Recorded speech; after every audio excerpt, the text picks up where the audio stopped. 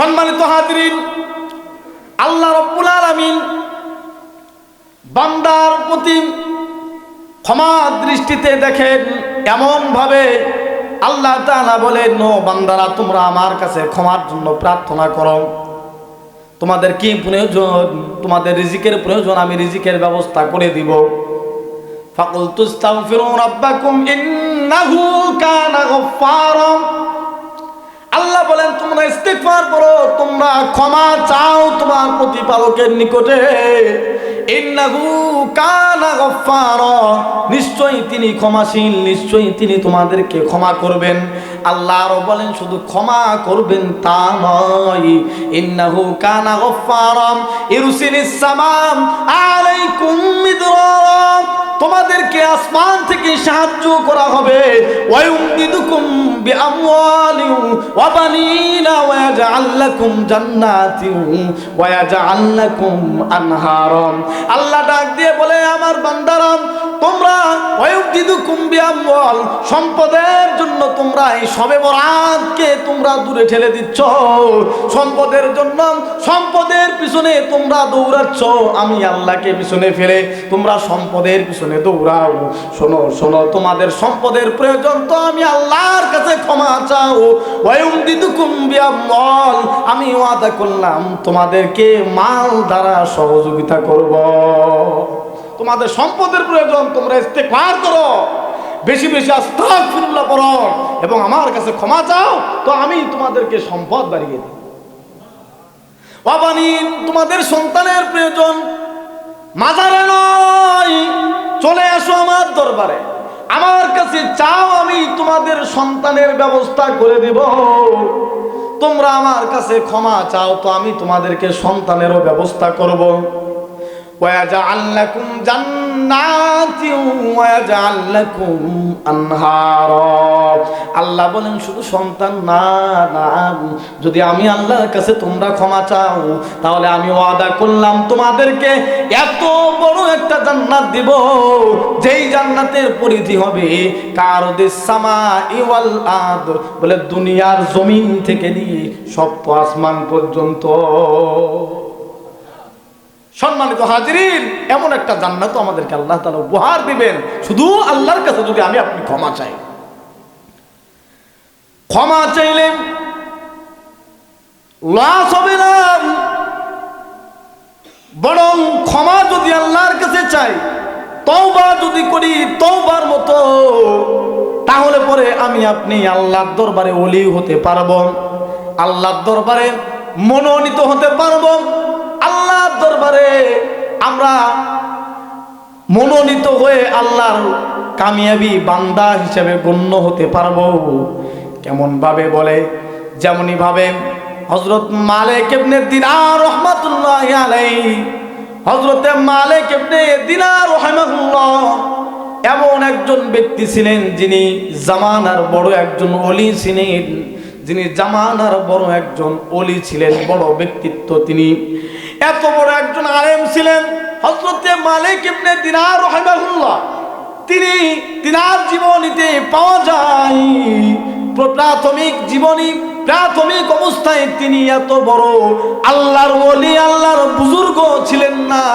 মালিক ইবনে দিনার রাহিমাহুল্লাহ তিনি ছিলেন একজন পাপী ব্যক্তি, তিনি ছিলেন বাদশাহী ভোগ বিলাসে যার জীবন কাটত। তিনি ছিলেন এমন বাদশাহ যিনি গুনাহের কাজে সব সময় লিপ্ত থাকত, মদ খাইত, মদকে আরাম আয়েশে জীবন যাপন করত, মাতাল অবস্থায় থাকত। মালিক ইবনে দিনার রাহিমাহুল্লাহ বিবাহ করেছে দীর্ঘদিন ধরে, কিন্তু তার কোনো সন্তান নাই।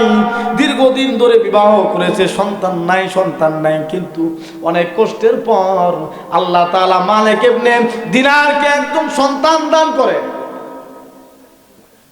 মালিক ইবনে দিনারকে একজন সন্তান দান করে, মেয়ে সন্তান। এই কন্যা সন্তান পাওয়ার পর মালিক ইবনে দিনার রাহিমাহুল্লাহ অনেক আনন্দিত হন, অনেক খুশি হয়ে যান। এর ফলে মালিক ইবনে দিনার রাহিমাহুল্লাহ কিছুদিন পর যখন সন্তানের বয়স যখন 6 বছর হয়ে যায়, সন্তান ইন্তেকাল করে। ছোট্ট সন্তান, এত আদরের সন্তান, এত স্নেহের সন্তান পৃথিবী থেকে চলে যায়। ইন্তেকাল করার কারণে মালিক ইবনে দিনার রাহিমাহুল্লাহ কাঁদতে থাকেন এবং এই কষ্ট আর সহ্য করতে পারেন না। তিনি কষ্টে মদ খেয়ে মাতাল হয়ে পড়ে থাকেন রাস্তার ধারে। এবং যখন তার ঘুম চলে আসে, ঘুমের ভিতরে স্বপ্নে দেখে একটা বিষধর সাপ তাকে ধাওয়া করছে, তাকে সবল মারার জন্য। মালিক ইবনে দিনার দৌড়াচ্ছে আর চিল্লাচ্ছে, বাঁচাও বাঁচাও, কে আছো বাঁচাও, কিন্তু বাঁচানোর কোনো মানুষ নাই। হঠাৎ করে দেখে সামনে একজন লোক দেখা যায়, বৃদ্ধ। এই বৃদ্ধকে যা বলে, ও চাচা বাঁচান, আমাকে ধাওয়া করেছে আমাকে এক সাপ, এই সাপের হাত থেকে, সাপের সবল থেকে আমাকে রক্ষা করে, সেই সাপ থেকে কেউ আমাকে বাঁচাতে পারছে না। তো মালিক ইবনে দিনার রাহিমাহুল্লাহ যখন এইভাবে সেই বৃদ্ধর কাছে সাহায্য চাইতেছিল, তো সেই বৃদ্ধ বলতেছে, বাবা আমি তো সাহায্য করতে পারি না, তার কারণ আমি তো নিজেই দুর্বল, আমি তোমাকে কিভাবে সহযোগিতা করি, পারবো না। যাও যাও, তবে আমি তোমাকে একটা রাস্তা দেখে দিতে পারি, তুমি এই রাস্তা দিয়ে চলো, হয়তো বা তুমি বাঁচতেও পারো। মালিক ইবনে দিনার চলতেছে, যাইতে যাইতে দেখে হঠাৎ করে অনেক মেয়ে কন্যা, ছেলে কন্যা, ছেলে সন্তান, মেয়ে সন্তান, ছোট্ট ছোট্ট নাবালিক সন্তানেরা তারা খেলাধুলা করে, তারা হইচই করতেছে। এবং সেখানে এভাবে কথা উঠে গেল, হইচই উঠে গেল, সেখানে হইচই হচ্ছে আর বলা বলি করতেছে, কে কে এই ব্যক্তি, কার বাবা, দেখো কার কোন আত্মীয়। এইভাবে জানালা দিয়ে অনেক চেহারা দেখা যায়, তার মধ্যে হঠাৎ করে তার সন্তান, সেই কন্যা সন্তান ছোট্টবেলায় যে মারা গিয়েছিল, এই কন্যা সন্তান দৌড়ে বেরিয়ে এসে বাবাকে জড়িয়ে ধরে আর বলতেছি, ও বাবা তোমার কি হয়েছে, তুমি কেন দৌড়াচ্ছ, কি হয়েছে তোমার? বাবা বলতেছে, মা দেখো আমাকে একটা বিষধর সাপ আমাকে ধাওয়া করছে, এই সাপ থেকে আমাকে কেউ মুক্তি দিতে পারছে না, এই সাপ থেকে কেউ আমাকে বাঁচাতে পারছে না, ও মা আমাকে এই সাপ থেকে বাঁচাও, আমাকে তুমি এই সাপ থেকে বাঁচাও। তার কন্যা যখন সাপটিকে ইশারা করলো, ইশারা করার সঙ্গে সঙ্গে সাপটি অন্য পথ দিয়ে চলে গেল। মালিক ইবনে দিনার রাহিমাহুল্লাহ বেঁচে গেলেন। এরপরে মালিক ইবনে দিনার তাকে জিজ্ঞাসা করে, ও মা কে সেই সাপ, সেই সাপটাই বা কি, যে তুমি তাকে ইশারা করার সঙ্গে সঙ্গে চলে গেল, তুমি বা এখানে কেন? এবং ওই বৃদ্ধ লোকটি যার সাথে আমার পথে মধ্যে দেখা হয়েছিল, সে আমাকে কেন সহযোগিতা করলো না, কেন সাহায্য করলো না, সে বাকি? তার কন্যা বলতেছেন, বাবা আমি তো ছোট্টবেলায় ইন্তেকাল করেছি, আর ছোট্টবেলায় যারা ইন্তেকাল করে তারা এখানে আসে এবং এই ইব্রাহিম পয়গম্বর ইব্রাহিম আলাইহিস সালামের কাছে এসে শিক্ষা দীক্ষায় দীক্ষিত হয়। ও বাবা আমি এখানেই রয়েছি, আর যেই সাপটি তোমাকে ধাওয়া করেছিল, এই সাপটি তোমার জিন্দেগির সমস্ত বদ আমলগুলো, যেই বদ আমলগুলোকে আল্লাহ তাআলা সাপ বানিয়ে তোমাকে এরকম শাস্তির সম্মুখীন করেছে। আর এই যে বৃদ্ধকে দেখেছ, এই বৃদ্ধটা তোমার সারা জীবনের নেক আমল, যেই নেক আমল এতটা দুর্বল বাবা, যেই নেক আমল এত অল্প হয়েছিল, যেই নেক আমল তোমাকে এই সাপের হাত থেকে, জাহান্নামের আগুন থেকে বাঁচাতে সক্ষম নয়, যেই নেক আমল তোমাকে এই সাপের হাত থেকেও বাঁচাতে সক্ষম নয়, এ কথা বলেছে। তো মালিক ইবনে দিনারের ঘুম ভেঙে গেছে, ঘুম ভেঙে গেছে। তো সবে বরাতের রাত্র, এমন একটা রাত্রেই সেই স্বপ্নটা দেখেছে।